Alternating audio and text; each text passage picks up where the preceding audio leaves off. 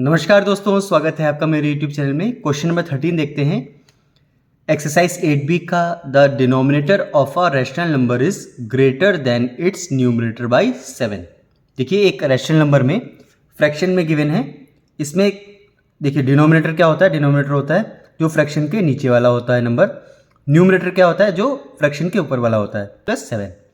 आगे क्या कह रहे हैं कि if the numerator is increase bye 17, अगर न्यूमरेटर की वैल्यू 17 इंक्रीज कर दी जाए, मतलब ऊपर जो है 17 ऊपर जोड़ दिया जाए, and the denominator decrease by 6, और डिनोमिनेटर की जो वैल्यू है ना डिक्रीज कर दी जाए, यानी सब्ट्रैक्ट कर दी जाए 6 से, तो न्यू नंबर बिकम्स 2। नए नंबर की जो वैल्यू आती है 2 आती है। ठीक है, ये हमारी इक्वेशन बनी है। ये हम काम रफ साइड में करेंगे। अब सबसे पहले लिखते हैं कि let the numerator be x. Language में लिखते हैं ना, let the numerator be x. ठीक है, देन अकॉर्डिंग टू क्वेश्चन क्या हो गया, देन अकॉर्डिंग टू क्वेश्चन हो गया कि अगर न्यूमरेटर x है तो उसका जो डिनोमिनेटर होगा वो होगा x प्लस 7। 7 इससे ग्रेटर है। ठीक है, नाउ सेकंड कंडीशन क्या है। सेकंड कंडीशन है, ये भी गिवन है कि इफ क्या कह रहे थे ना कि 17 इंक्रीज कर दिया जाए न्यूमरेटर में और डिनोमिनेटर से 6 डिक्रीज कर दिया जाए, इसकी वैल्यू हो जाती है 2। ठीक है, ये हमारी इक्वेशन बन गई। इसे सॉल्व कर लेते हैं। ये आ गया x प्लस 17 अपॉन में x प्लस 7 माइनस 6 हो गया x plus 1 equals to 2। Cross multiply कर लेते हैं। x plus 17 equals to 2 into x plus 1। यहाँ हो गया x plus 17 equals to 2 into x plus 2। देखिए x को एक तरफ ले लेते हैं 17 और नंबर को एक तरफ ले लेते हैं। यहाँ देखिए 17 है, प्लस का 2 इधर आएगा, हो जाएगा -2 इक्वल्स टू 2x है। x इधर जाएगा, हो जाएगा माइनस का। वैल्यू क्या आ गई, वैल्यू आ गई x की वैल्यू आ गई 15। तो x हमारा आंसर थोड़ी ना, हमारा आंसर क्या था, x अपॉन x प्लस 7 हमारा नंबर था ना, तो वैल्यू हो जाएगी x अपॉन x प्लस 7 था, x की जगह 15 आ गया, अपॉन में 15 प्लस 7 यानी 15 अपॉन 22 आ गया हमारा आंसर। ठीक है, क्वेश्चन नंबर 13 हमारा कंप्लीट हो गया। क्वेश्चन नंबर 14 देखिए। In a fraction twice the numerator is 2 more than the denominator.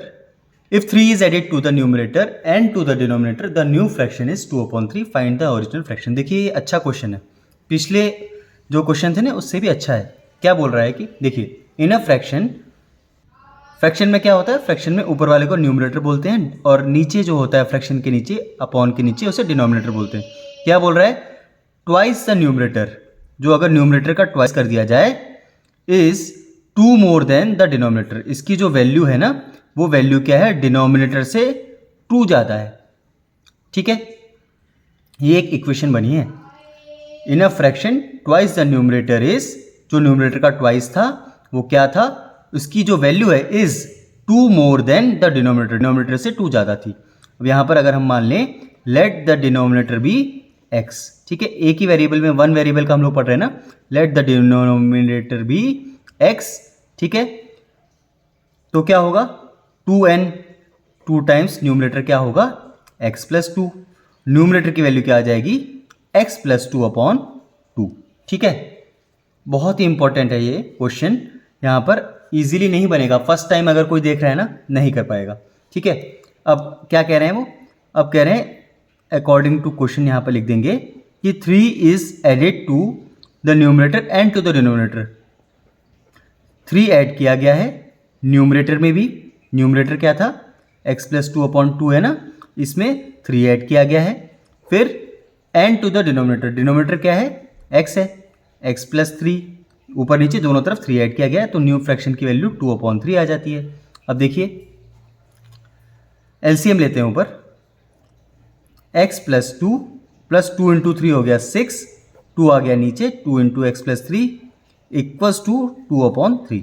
ठीक है, ये क्या हो गया x प्लस 2 प्लस 6 हो गया x प्लस 8, और यहाँ पर हम लोग कर देते हैं क्रॉस मल्टीप्लाई, 3 से इसका मल्टीप्लाई, 2 इंटू 2 हो गया 4 इंटू एक्स प्लस 4 इंटू 3, साथ साथ ब्रैकेट भी खोल दिया 4 इंटू 12, यहाँ का ब्रैकेट भी खोल देते हैं, 3x प्लस 3 इंटू 8 आ गया 24, 4x प्लस 12।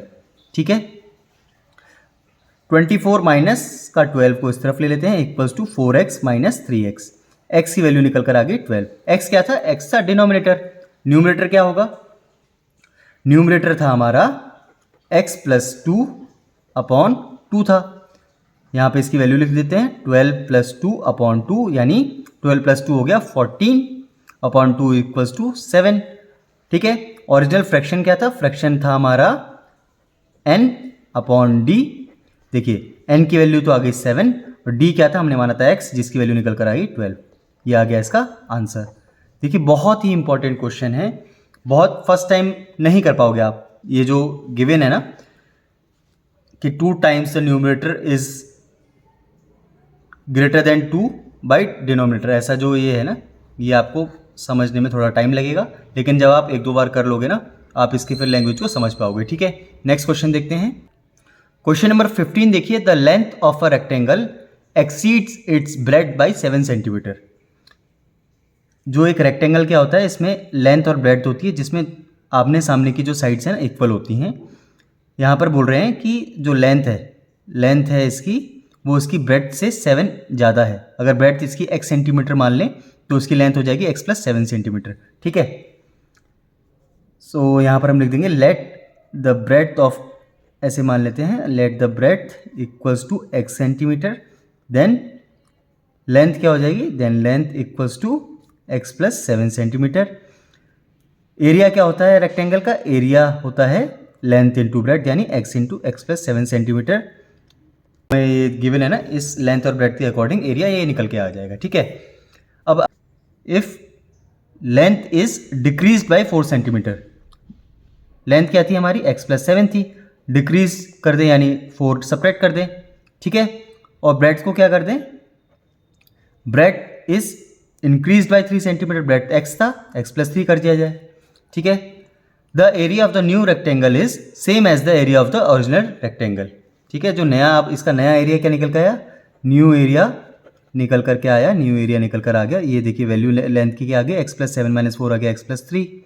ठीक है, न्यू एरिया आ गया x into x plus 3 into x plus 3। ठीक है, ये न्यू एरिया आ गया ना। अब वो बोल रहे हैं कि जो न्यू एरिया है ना, अब ये यहाँ पे लिख देंगे according to question, new area जो है इक्वल्स टू, ये क्या है? ओल्ड एरिया के इक्वल है। ठीक है, नया एरिया क्या हुआ? x plus 3 into x plus 3, ये तो न्यू एरिया है, इसकी वैल्यू ओल्ड एरिया क्या है? x into x plus 7। ठीक है, इक्वेशन बन गई, सॉल्व कर लेते हैं। ये देखिए x plus 3 into x plus 3 हो जाएगा x प्लस 3 का स्क्वायर, इक्वल्स टू, ब्रैकेट खोलते हैं, x इंटू एक्स हो गया x square plus x into 7 हो गया 7x। a plus b square का फॉर्मूला यहाँ पर लिख देंगे। क्या होता है? यहाँ पर लिखा a प्लस बी का होल स्क्वायर होता है a square plus b square plus 2ab। ठीक है, a यानी x का स्क्वायर प्लस b यानी 3 का square 9 plus 2 into a b यानी 2 into x into 3 equals to x square plus 7x। देखिए एक्स स्क्वायर से एक्स स्क्वायर कैंसिल हो गया, यहाँ क्या आ गया? 9 प्लस 2 इंटू 3 आ गया 6x equals to 7x। 6x को उस तरफ ले जाते हैं, 9 इक्वल्स टू आ गया 7x माइनस 6x, x की वैल्यू आ गई 9। x क्या था? x था ब्रेड्थ। ठीक है, तो लेंथ क्या आ गया निकल के? लेंथ आ गया x प्लस 7 यानी x प्लस 7 इक्वल्स टू 16। ठीक है, क्वेश्चन में हमसे पूछा क्या था? क्वेश्चन में हमसे पूछा था कि find the length and breadth of the original rectangle. हम लिख देंगे यहाँ पर length is 16 centimetre and breadth is 9 centimetre. ठीक है, ये हो गया आंसर। ठीक है, क्वेश्चन नंबर 15 हमारा यहाँ पे कंप्लीट हो गया।